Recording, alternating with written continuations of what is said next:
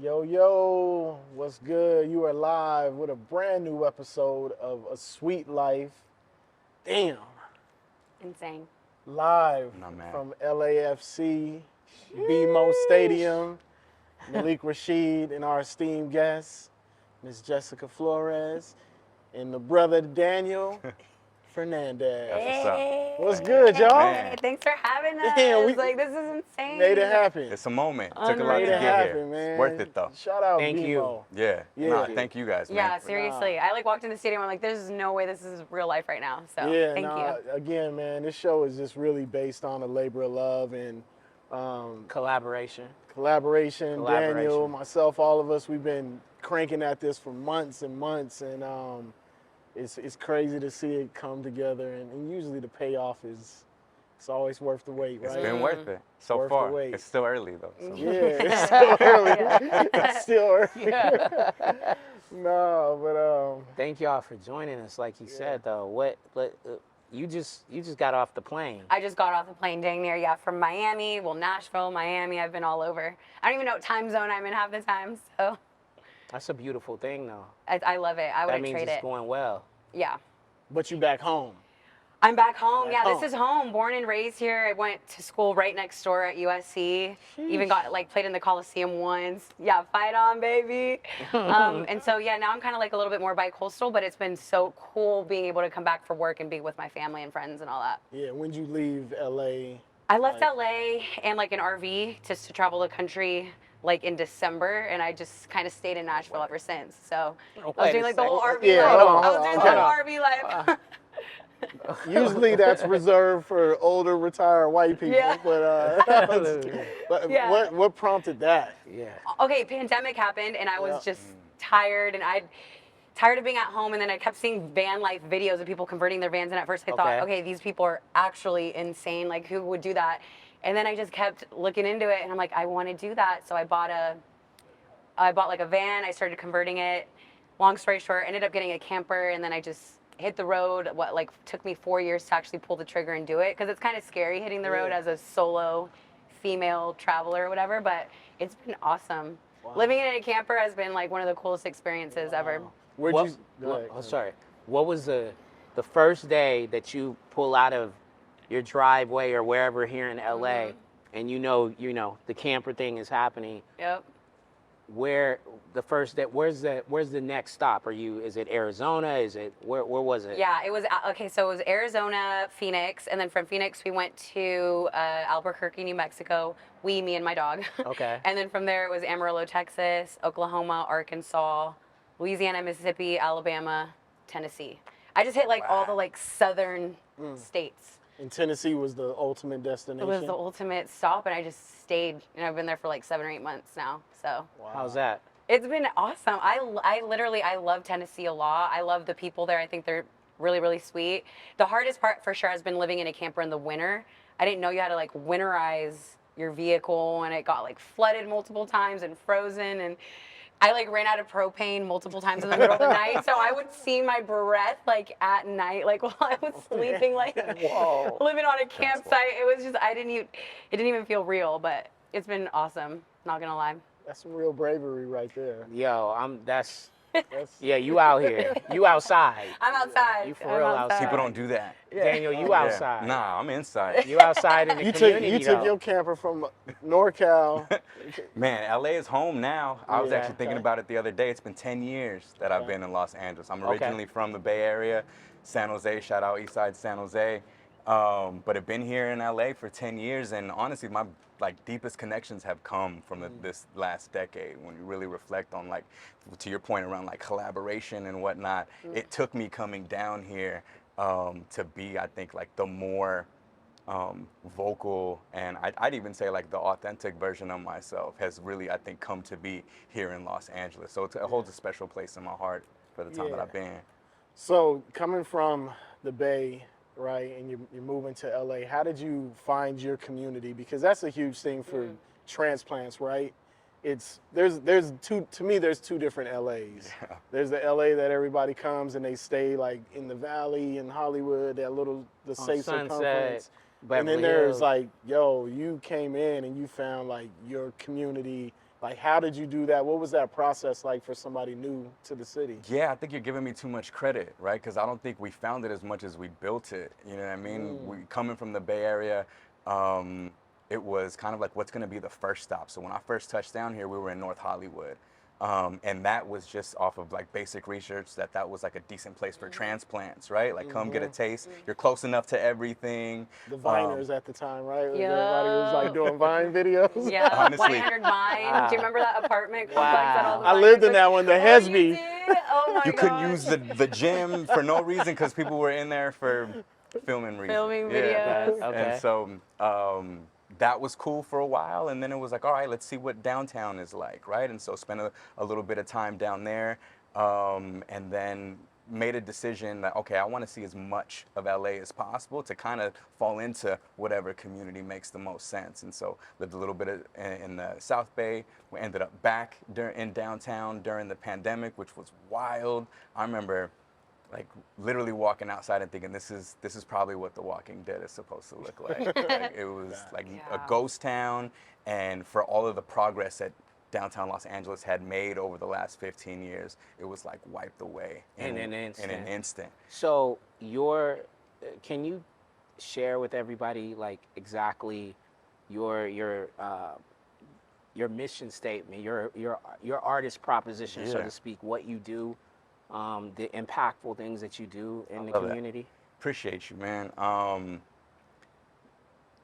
It's so like, Vast. well, it's such a big question, right? Because at the end of the day, or in its most simplest terms, we do community finance, right? And so, like so many people that have come on this show before, my first love was sports, right? I was,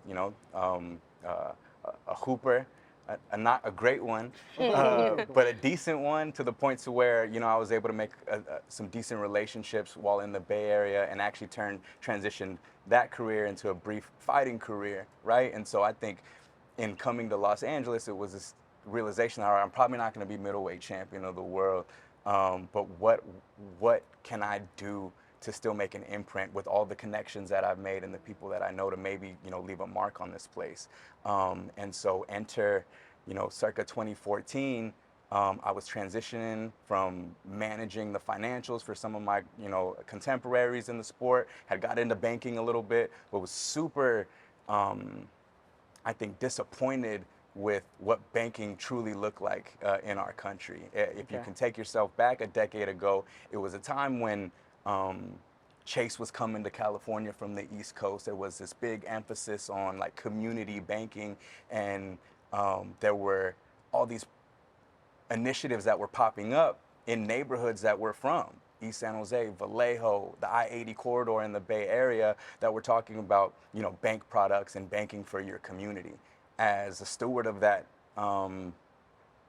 mission, what you end up finding is like, it's intended to land with the community, but it's actually not really built for the community, right? And so the products on the outside looking in. On the outside looking in, and so when you're trying to develop products, the math wasn't mathing. And so as I kind of just took it upon myself to do research, found folks that were in the community lending space, and learned about this whole industry called community development financial institutions that were doing, small business lending for like the small micro businesses that were like the places that I grew up, right? Like my grandmother was a swap meet vendor, and we were up every day at 5 a.m. to load the van to hit the flea market. And Really? she would have never considered herself an entrepreneur, but I learned that there's this whole industry that's built to turn those ideas and those like grassroots businesses into like small businesses and like macro institutions, to go from micro to macro. And so fast forward, man, it was like you get into a space where you're making connections, you're doing the work, but sometimes the business of impact will get in the way of impact, and you learn that that's just a business like anything else. Yeah.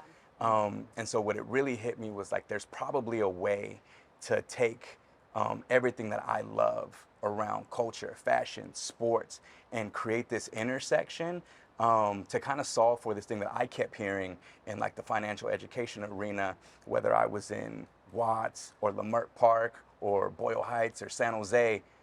was they don't teach us this stuff, right? And it was with regards to financial education.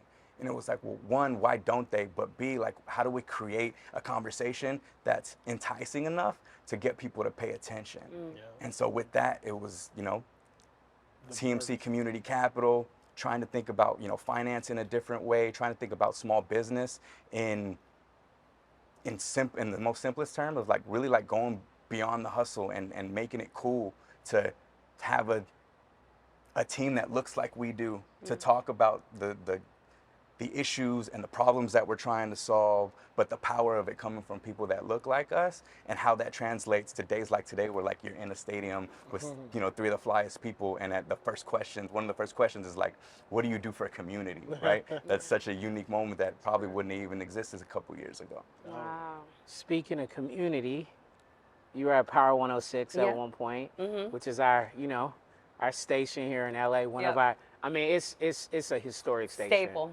Like you can't go around that. Tell us how you got into that community. Yeah. And then how that has sort of informed the journey that you're currently on.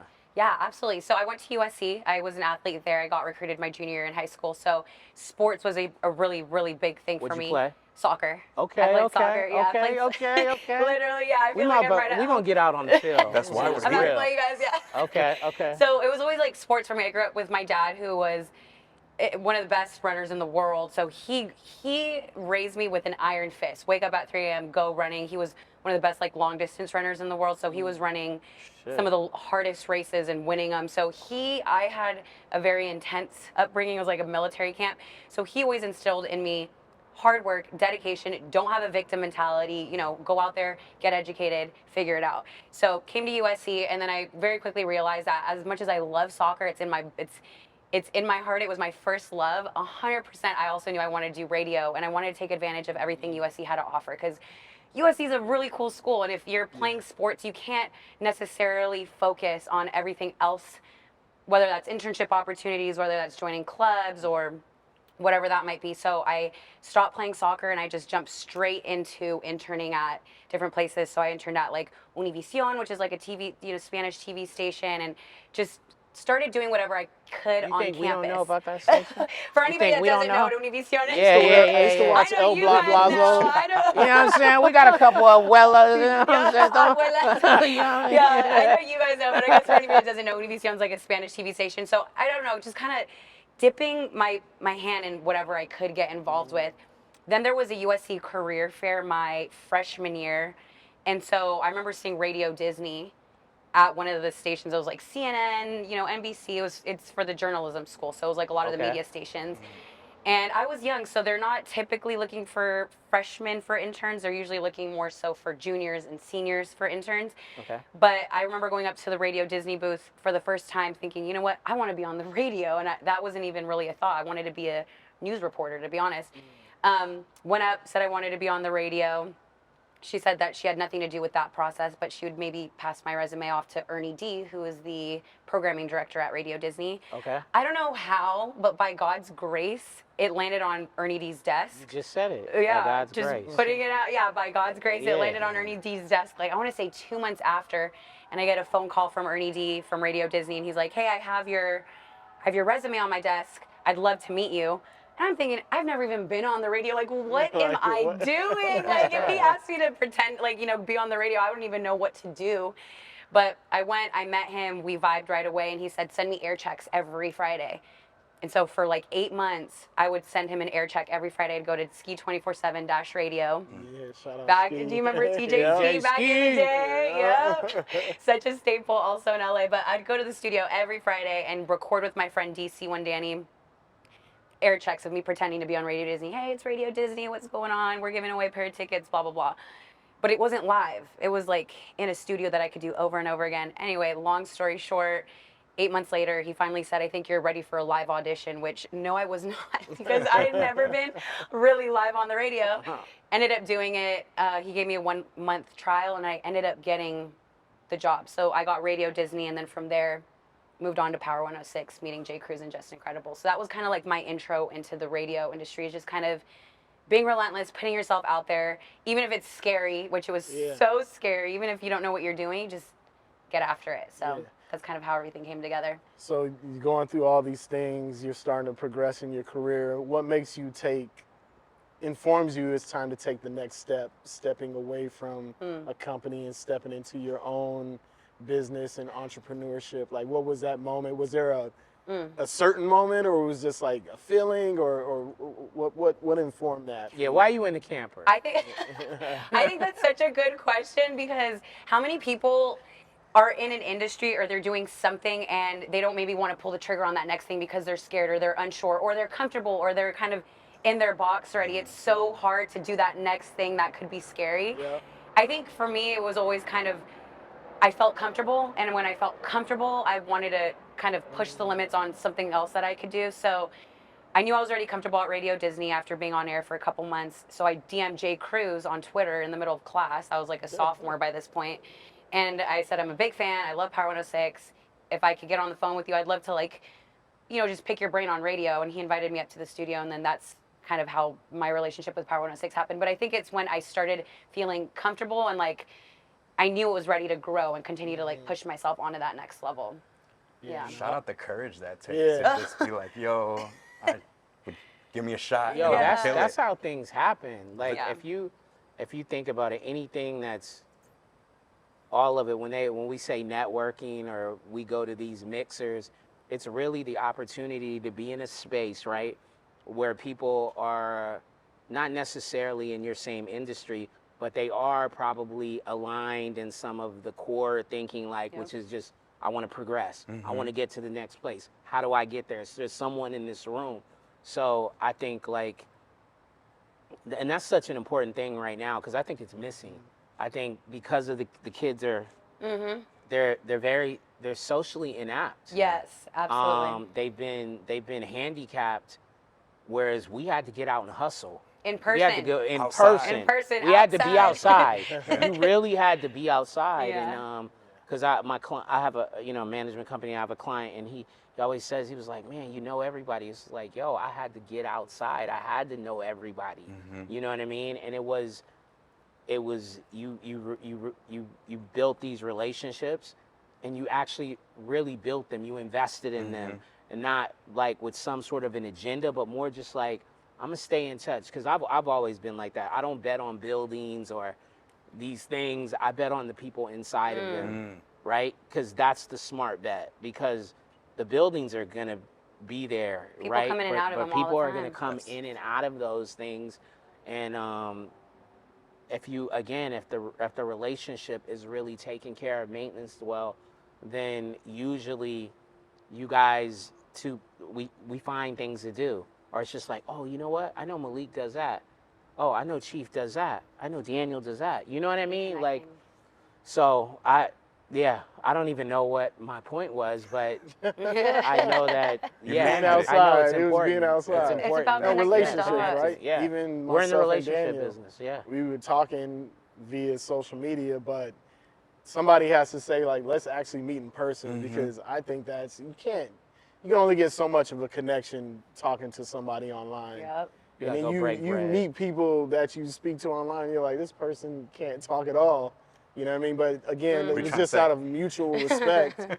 And then a lot of this started to pull together. But you know what I mean? To your point, relationships, and we always talk about it, it's the biggest thing. You reaching out to Jay Cruz, and instead of him being like, inviting you and investing his time into that. It's the appreciation of the moment, right? Like the courage that it takes, but it's also on the receiving end of admiring the fact that, like, wow, this person is shooting their shot right now, right? You know what I mean? Because we've all been in that seat. Yeah, it's a vulnerable place. Super vulnerable. And so you're automatically kind of in a position to where you want to help that person. And that would be like something I would love to amplify, because not everybody hears that, because it is so nerve-wracking. I remember what it was like reaching out to you, right? And even just being like loving what you guys were doing, me talking about that intersection and you guys doing a version of that, right? To where, again, we having a life adjacent to boxing, and one of your guests is Caleb Plant, who is like one of my favorite fighters, but like, what's he doing on a podcast with you guys, right? Yeah. But seeing you guys have that conversation was like, oh man, I didn't know you guys, but I felt like I knew you guys, That's right? amazing. And I think that's the dope thing about our podcast is like, we had the relationships, but each relationship that we had opened another door to another relationship. Like we met Caleb through my friend Crystal, who used to be at TMT, who now does PR for Caleb. And, you know, again, like, we weren't super established, but she's like, I know you as a person, and I know the content, the kind of things that you're doing. So I'm okay, I'm comfortable. And that's the other thing, right? Being comfortable with your resources and who you share those with, because a lot of times, and I'm sure we've all been burnt by opening doors for people, and they might put a little dirt on your name or might not represent you in the best way. So, you know, again, this is like always a lovely, you know, I've had nothing but amazing encounters with the people we sit down with, and we're looking to build an ecosystem, right, that continues to go further and further. Each episode we drop opens another door, even if it's not for us. Yeah. Be for somebody else. And it's still for us, because at the end of the day, the investment into someone else in some capacity, not that we like think, oh, it's going to come back. It's just more like, I did it because you're in a position and you can carry this.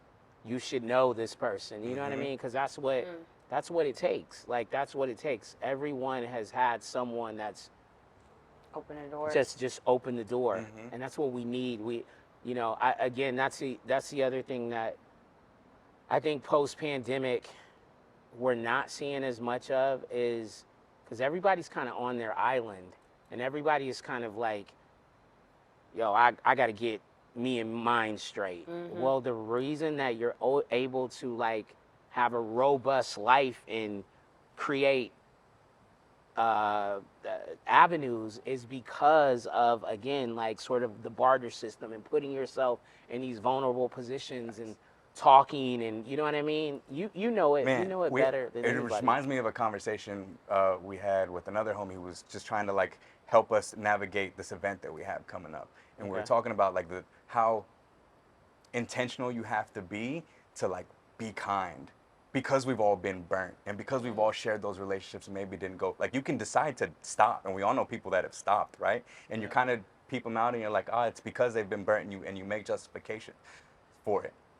He called it compound kindness, right? He was like, you know, you guys are in financial education. We're always talking about, you know, compound interest and what that means, but what about the idea of compound kindness? And it was like, it hit me right in my chest, and I haven't been able to stop thinking about it since. Yeah, and I was like, man, that is such a true statement, that it's like, you know, on the surface means nothing, but you know, one layer below that, and you're like, oh, that is possibly the key to every meaningful relationship that I've had. That's the name of the episode. Compound. Remember that, so you ain't got to ask Yo, us. shout out Luis. Kindness. Compound kindness. It's a so real real. thing. I wanted to ask, what are some, for both of you guys, what are some obstacles you might have faced, you know, being in the entertainment industry as a young Hispanic, you know, in a space where entrepreneurship is, I feel like it's really gone robust in the past few years, but obviously for Black and brown people, you know, the ceiling's a little different for us, you know. So what are some obstacles in both of your fields that you might have faced and that you currently face, and like, how do you see some of those walls and barriers being broken down? Want to go first? Not hit it. So I'm gonna be honest with you. I feel like I've really utilized whatever I am, which is female, Latina, all the things, and I've used that as something that is more of like a power play for me. I walk into a building and I know what I bring to the table. I know I bring in a different edge than maybe somebody else, because I have that dual language, that dual culture. I have the perspective of my Colombian mom and my Mexican dad, and then I was born and raised here. So being able to have that, I come in knowing 3 different cultures, 3 different flavors, you know, and so that experience alone speaks to so many millions of people. So when I walk in through a door, if anything, I use that as like a token, like, you know what, this is, you want this perspective. So I feel like it's always kind of worked in my favor. And I think if you use it like that and you view it like that, then you can walk in through doors, you can burn through doors if you know what your power is and you know what you bring to the table. I have worked at companies. I worked at TikTok when it was just a startup, when it was Musically, and I was Latin partnerships manager. So I was essentially managing the app for all of Latin America and like all of our partnerships and relationships at the app. And I do remember having constant conversations with people in the Anglo office and then the China office, because TikTok's a Chinese company, trying to fight for Latinos, trying to fight for our music, because I was in charge of basically putting together a playlist, and sometimes they wouldn't want to give that visibility in globally or even just in the US market. And I would say, you know what, no, Shakira or Bad Bunny at the time, 2017, this is when I was working there, Oh, wow. he's gonna be huge, or Jay Cortez or Karol G's gonna be huge. And this was before they had popped up, before they knew anything about it. And I remember I had to fight for a lot of that visibility in the US market. Like I remember Despacito, you guys know the song Despacito? Yeah, so that had come in through my email, I want to say 2 months before it released. And I remember saying, this is going to be such a big song. Please give it visibility in the US, and having those really fighting for Latinos. So I would say that has been the biggest example of how I've had to fight for that visibility, is getting other people to understand the power of the Latino consumer, of the music, the culture. Like we're out here and, getting people to see that value, especially back in 2016 and 17. Yeah, I think that's the hard part about like corporate America still, right? Is they want the culture, but they also still want to drive it, like without knowing, like, oh, we brought you on as an expert in your space, but I don't know. But no, I don't think Bad Bunny's gonna be big, or Karol G. Now they're like the biggest artists in the world. Yeah, it's so crazy to People see. Singing it in their cars and don't even know the words. Yeah, right? Just like exactly. Survive. Exactly. Yeah. So my journey was actually very different, right? And I think I hear you speak, and that is so powerful to operate with that level of confidence from jump.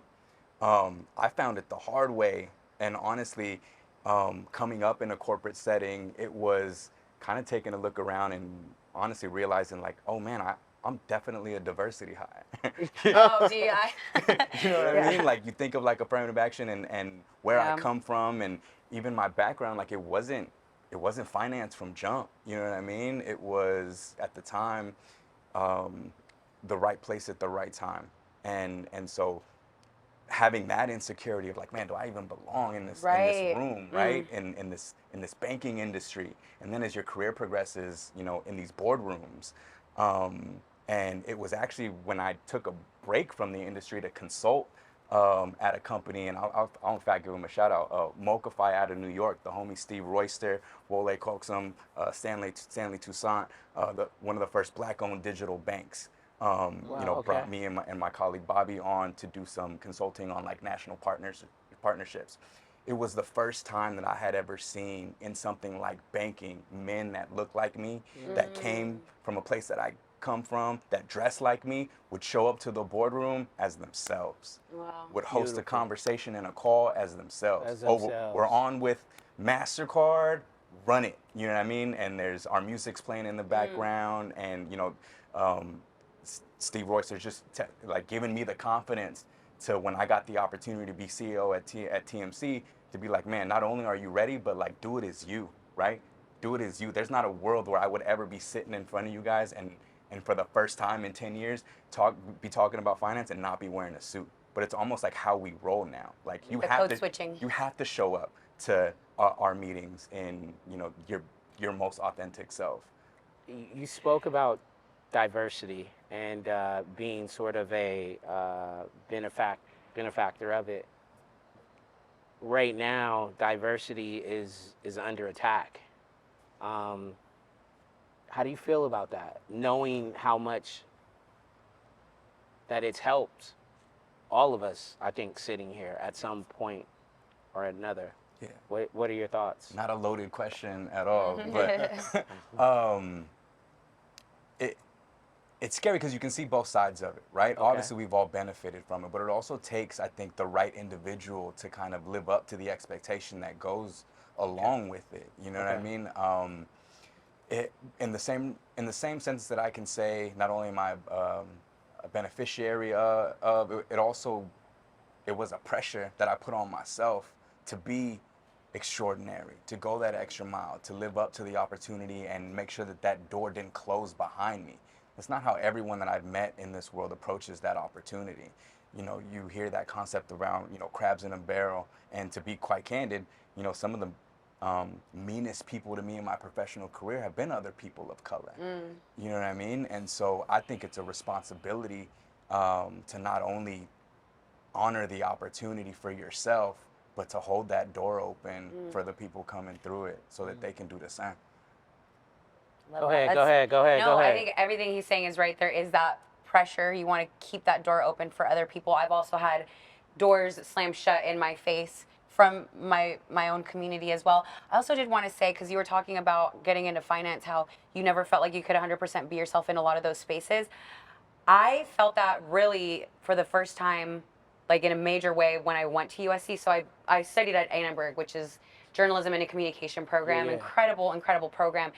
But I came here as a soccer player. So I got great grades, but I didn't come here because of my grades were at like a 4.2. I came here because I was a soccer player. So when I stopped playing soccer, but I was still in this communication and journalism program, and it's just the reality. There weren't a lot of Latinos, there weren't a lot of Hispanic people there. I felt 100% imposter syndrome. Imposter syndrome, like, do I even belong here? I can't speak as well as these girls can. I don't look like them. You know, these girls came here because they were top of the game in communication, writing, speaking. So feeling that imposter syndrome was huge. I never really felt like I belonged. But that was the thing, is I thought to myself, you know what, you have to just put your head down and work. And yeah, you do feel like you have to outwork people, but that was just it. If you just outwork people in those spaces, it's like, yeah, maybe you come in a lot more seasoned than I do, but I'm gonna outwork. I'm gonna put myself out there. I'm gonna bust my ass to make sure that I get up on top. So that's why I think, to your point, and not in an argumentative way, but that's why I think that representation does matter, because you have to see yourself. You have to be able to see you, not just here. Yes, here is important first, right? It starts there. But I got to be able to see someone. I need to be able to, like, go in someone's office and they understand sort of my path, right? Like where I've come from, and have cultural context to help me, because that's the biggest thing. It's not just someone that looks like you, but it's cultural context. 1000%. Right? Cultural context. Because someone can look like you, but if they're from a totally different part of town, and they're like, oh, me and my parents and da-da-da-da-da. It's culture. But it's cultural context. You have to have it. We need it. And I think it has to be even more expansive.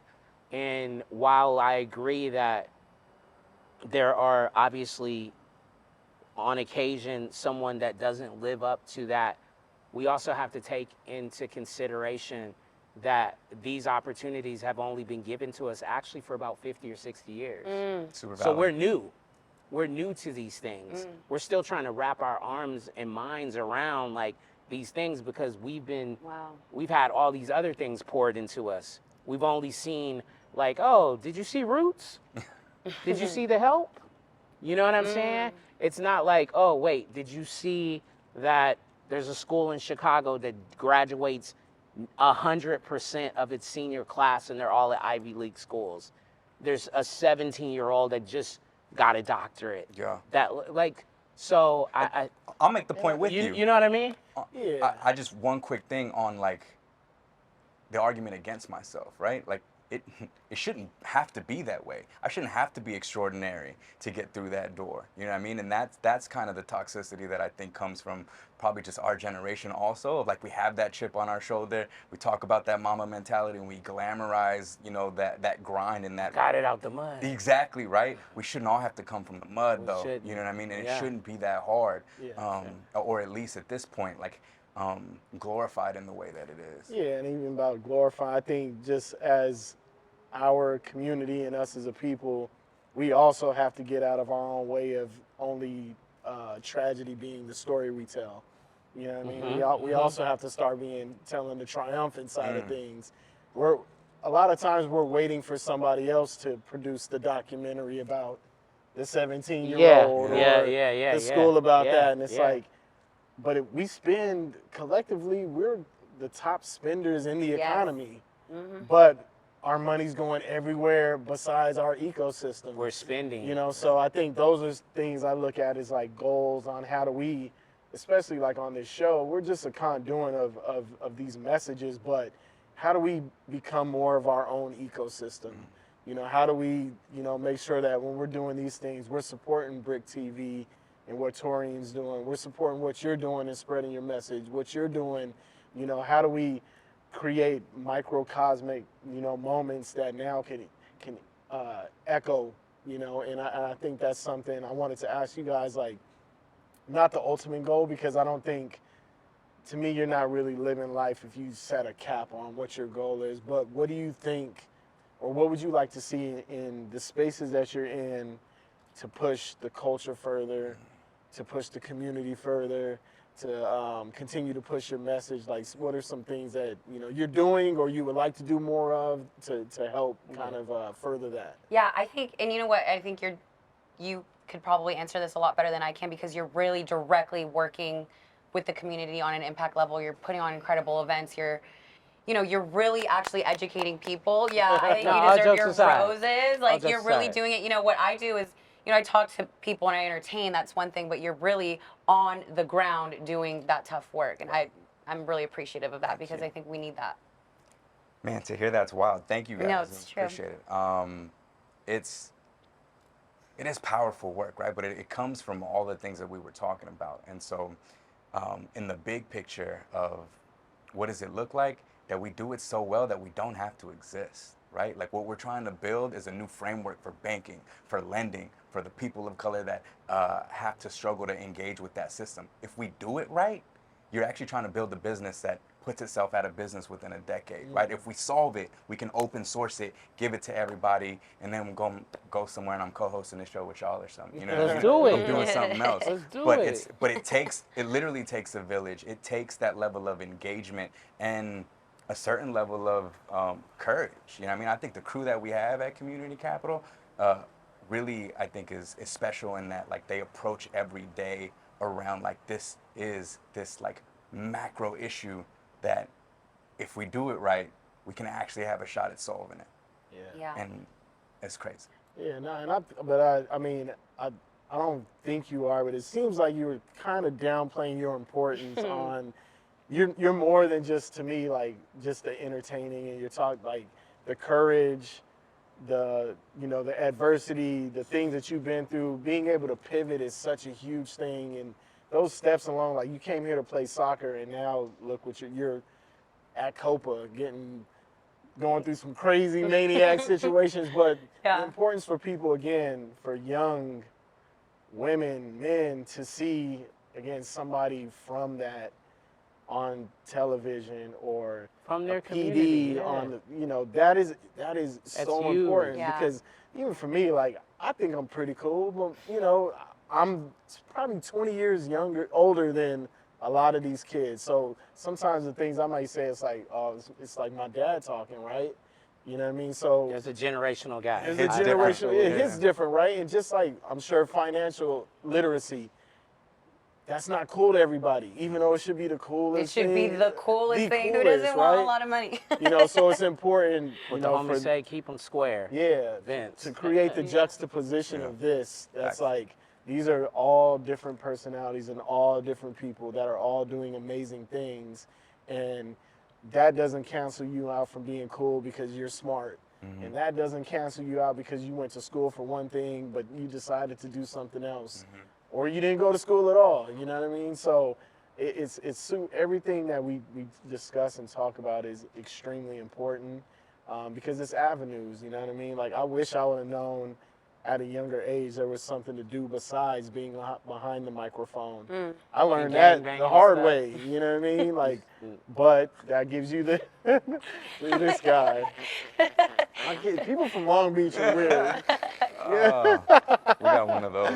But, so I think hearing that is extremely important, because a lot of these kids don't understand, in the entertainment industry, there's thousands of jobs besides being a DJ or a singer or an MC or a manager. There's just so many. So I think these conversations are extremely powerful. Do you guys feel like with social media, it's gotten so much easier to reach those communities? Because honestly, when I was growing up, really one of the only people that I could look to that looked like me, that I could 100% see myself in, was Selena. That's why I think she means so much to females of my generation, Latinas, because truthfully, she was like our girl. Like, wow, you know, you see Madonna, you see Britney Spears, Christina Aguilera, then there's Selena for us. That was like the pinnacle. Yeah. And back in the day, I mean, you had gatekeepers to mainstream media. It's not like now where anybody can just go on and post and do relatable content that's for your community. So I do feel like we've shifted in that way, which has been so great because you can find your community in those pockets. Yeah, I think it's there's a it's because a little, there's also it's a too little funny. we're in the chasing fame part of things, and Absolutely, the younger generation for sure. Yeah, For and, sure. Most of those kids just like, you ask them what they want to be when they grow up, and it's like most of the answers are like influencers, which there's nothing wrong with that. Or like just straight up rich. yeah. I was in the car Yeah. with my daughter. But it definitely has even the playing field. I think where it tends to get tough is a lot of people lose their authenticity when they get so like determined on the success portion of it. Then the fans become less and less important, or the community becomes less and less important, and everything's optics. I'm not saying everybody, but I've seen, and I know a lot of people who, over the course of time, it became like, oh, okay, you're that guy now, or you're that girl now. And, I think that doesn't do anybody Any good because, again, there's no reason to have education and understanding if you're not willing to pass it on. We have to be conduits of information. You know what I mean? If somebody didn't teach me how to do marketing, I wouldn't be able to teach somebody else how to do it. But I needed their time to pour into me, and I think people are so self-contained on like, I have to do this, I, that we forget about like each one teach one. Is that kind of the genesis of this for you guys, and bringing as many folks that you guys get in and out of these chairs, right? Yeah. Like being that kind of like proxy for the information. And we're learning so much. Yeah. I feel like I know you fairly well, but I know you even more now. And I can go on your Instagram or read your bio and read the amazing things you do. That's a snapshot of who you really are. But now I've created a relationship. Yeah. So now we can talk. Now we can be in Memphis. Now when we're in San Jose, we can sit down at Pete's. You know what I mean? So for us, I love it because I'm learning more about myself. We're still even learning how to be hosts, right? I don't even call us hosts. We just talking to people that we respect. And that's all it's about, is a level of education, and for us to share what we know and sit down with people that we respect, for them to share the information, and hopefully people pick up on something. You know what I mean? We may talk for an hour and you may hear one thing that's like, okay, That makes sense. I can latch on to that. Yeah. Yeah, absolutely. And on your comment with you guys aren't hosts, like, I feel like that's what makes it even more special, because I think now people crave that authenticity. People don't want something that's too staged or too much. They just want normal conversations, people that they can relate to, get that piece of information like you said. So I think that's part of the magic, to be honest. You know what's so weird about you saying that though is like, I'm one of those guys, like, I feel like there's not a lot of moments like in entertainment right now, like special moments. Like, I think we come from an era of special moments, whether it was like album releases, movie releases, someone being recognized for something, whatever in the creative medium. And it's like the entry point is so low that, yeah, I get the authenticity part, but then there's a lot of for me, I feel like there's a lot of echo chamber, like people just saying shit just to say shit, or creating a persona, you know what I mean, to Chief's point, that isn't really who they are, but it's like, yo, I need to get these numbers. And he and I'm telling you, I'm sure we thought it, like, we could have pivoted. It's been like almost 2 years now, right? 60, 70 shows, whatever the number is. And we could have pivoted to like expedite a certain level, and got a bag. But, and it's not, it's not who we are. Like, we struggle with a lot of, who are we bringing on the show? What's the conversation going to be? Like what's going to be, we're intentional. What's going to be the spillover? What could potentially be the backlash? Yeah. And when I say backlash, it's not like we're afraid of anything, but it's like, do we need to get into something unnecessarily for someone that just, they might come on and help with the numbers, but what are they going to say that's really going to impact everybody? And if it's not there, then it's like, we can miss all that, Yeah. So I know we are rolling a little bit, but this man boxed. This woman played soccer at the highest level. We got to get a little bit of sports. Professional dominoes player. Yeah. No, spades, baby, Let me spades. find out. You know what I'm saying? But, so. Top fighters. Oh my gosh, yeah. Give me your top 5 Hispanic fighters. Okay. And then give me your top 3 fighters, regardless of weight class or whatever right now. You're pound for pound. Goodness. Run it.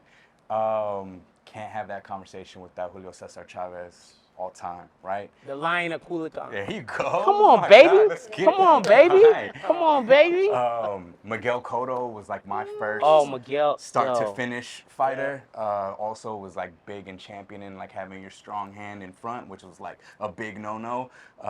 Naturally I'm right-handed, but I always fought as a southpaw, and he was kind of the pioneer of like having your jab hand be your power hand. Sergio Maravilla Martinez just was a super swaggy middleweight recently. Is that the guy? He was from Argentina. Argentina. Yeah. Salvador Sanchez, all time. You can't go wrong there. And then Roy Jones just brought him up. There you go. Yeah. His son. Okay. And then, just because you can't have that conversation without saying Canelo Alvarez, but man, is the truth, and he earned it the hard way with me because I wasn't necessarily a fan the whole entire way up. But from where he's at now, that cat got it out the mud. That's crazy. That boy So can fight. no Tito. I wasn't a big. Again, you got to think like culturally, the Mexico versus Puerto Rican Okay. rivalry. And then if you rock with Miguel Cotto, you were kind of choosing Miguel Cotto over Tito. You know what I mean? Okay. Interesting. Yeah. Okay. Top and then top all 3 right now. Top 3 right now. Not right all now? time. Just right now. Just current. Because all time be Um, hard. Nah, you got to say Tank doing his thing right now. Honestly, Shakur is getting dragged through the mud right now, but that boy is going to be so nasty. I think Shakur Stevenson, from a skill standpoint, is like probably hands down, shoulders and above, pound for pound, anyone else in the game right now. Wow. Okay. And then Bud. I think Bud Crawford is the you put Bud in there, meanest I'm cat good. out, can Yeah. switch hit. He's doing like how I mentioned, like what Miguel Cotto was doing for, your strong hand in front as a fighter. He's turned being a switch hitter into like a style now, to where you can be southpaw, and instead of having to pivot around somebody, you can just switch and be orthodox, and it's just all over you. You Bud's can't a outrun it. nasty finisher. A nasty He's got finisher. a mean streak to him. Yeah, It's he's a nasty to complement finisher. that level of skill. Talk to me your top Oh my God. 5 female athletes. Oh, female athletes. Oh my gosh. I'm just gonna start with the whole U.S. women's national soccer team. I believe it was in '99 when it was like the era. When I was in Mia Hamm, Brady Chastain, like all those girls. Okay. That whole team, they automatically get it. Like they were my biggest inspiration growing up as soccer players. Love it. God, who else? Help me out, Joe. Do you love? Is soccer your favorite? Soccer is my favorite sport to play. I don't watch I'm not like a crazy So give us your watcher. favorite 5 athletes, period. Favorite We five don't even athletes? gotta put it Okay, in. I have to say for sure Mia Hamm. She was, Okay. because growing up she made the biggest impact on me. Brady Chastain, obviously Messi. I'm sad to say it because Argentina just beat Colombia in Copa America, but we have to go Messi. I'm gonna 1,000% have to go with probably my dad. 100% my dad. He's actually like my number 1 favorite athlete. Okay. And probably, just because I watched all the fights with my family, Canelo is such a staple in Mexican culture, I'll probably go with Canelo. Okay. Yeah. Before we get out of here, I just wanted to what are some principles that like you live by It could be a quote. It could be something your dad told you. Something you learned from church. Whatever. What are a couple things that always are kind of in the back of your mind that keep you grounded? Yeah. It's funny you mentioned. I feel like you guys have both been talking about like fathers and whatnot. And my pops passed a couple years ago, and we weren't all that close. Like, but he was, for all of his flaws, was like the kindest dude I ever knew. And while like we didn't have much as a family, he himself never had anything. But I can recall being like 5 years old and going with him to the liquor store, and there was always a homeless person outside, and he would like every time without hesitation offer him a little something. And I remember being a little kid being like, Dad, why do you always give the guy money? My mom says she's just gonna drink it away, or whatever the case was. And he like stopped me in like one of those like cinematic moments that are like core memory, where he like gets down on one knee and he says, it's not your responsibility to judge them. And if you got it and you can give it, they should get it. And so like to loop that into like compound kindness and just trying to bring it all together, like that has been the motivating driving factor in how I approach like people in life and relationships. And it came from like an unlikely source, that it would be my pops. That's a bar. Wow. Oh, wow. So when my dad would take me to Mexico, he would take me and make me go on like 15-mile hikes when I was like 10 years old through the Mexican desert at like 3 a.m. every day.